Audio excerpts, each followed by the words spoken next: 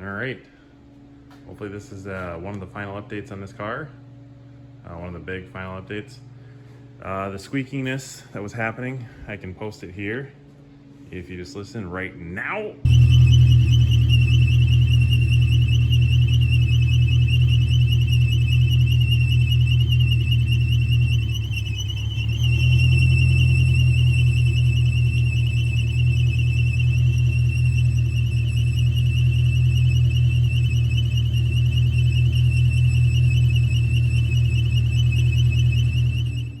And with that squeak, we found out that, well, we didn't find out, hopefully we found out, that it likely is the torque converter being too far to the pump, or too close to the pump. The odd thing is like the spacing from the torque converter to the flex plate seems to be about right, and I actually shimmed it.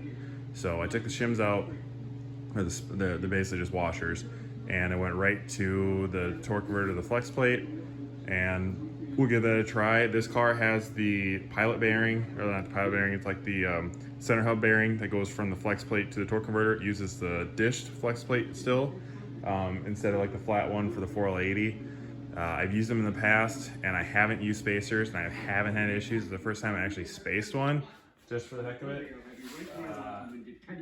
And it was squeaking, and the weird thing is it would squeak after it got up to full operating temperature, and then you would drive it for 10 to 15 minutes and the squeak would go away.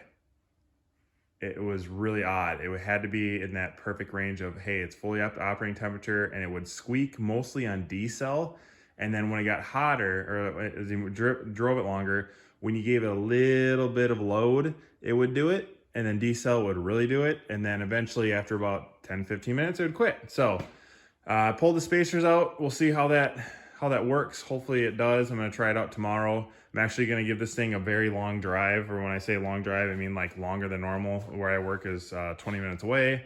It's 16 miles each way, and it's done pretty good. This one's gonna go on a good 30-mile each way run tomorrow, and then we're gonna do the 60-mile to storage, because it's 60 miles from my place. It's my father-in-law's. So the power steering pump is leaking, and it's leaking on the return. So we're just gonna forget about that. I need to replace that line. It's really tight. So the line, because I put the AN6 fittings on these, and the line is super short to the silver, you probably can't see it, to the Silverado power steering pump. And it's basically leaking right here is where it's at. Then it runs down and leaks right down. And it's very small, it's been in the garage, and right there is basically what it's leaked. So I'm not really worried about it. I'll fix it next year. I'm not worried about it right now. And then what I'd like to do, I'm probably not gonna do it tonight or tomorrow, but the little circuit that I built for the vehicle speed sensor, from the one that goes to the old, there's the Hal effect one, to the variable resistance? Something like that, VR, variable resistance, I think, to the stock LSPCM. That should be able to do it. And I already have the tune set up to read the 2000 pulses per mile. So that should work. And I already have the tire size and everything else in the computer, or ready to flash it. I have the tune set. I haven't flashed it yet. And once we get that in there, then once the speedo works and it's correct and it's not dying, because that's what it does with the vehicle without a vehicle speed sensor, then what we can do is we can get the cruise control hooked up to the TAC module. And once that's hooked up, I mean, this thing it's done. Like, this is all this car was supposed to do. We do want to put a 4L80 in it at some point, and then obviously we'll have to do a new drive shaft. And since we're doing that, I told my father-in-law, I'm like, if we're doing that, we might as well put a Ford 8.8 in the back, and then the car's ready for boost.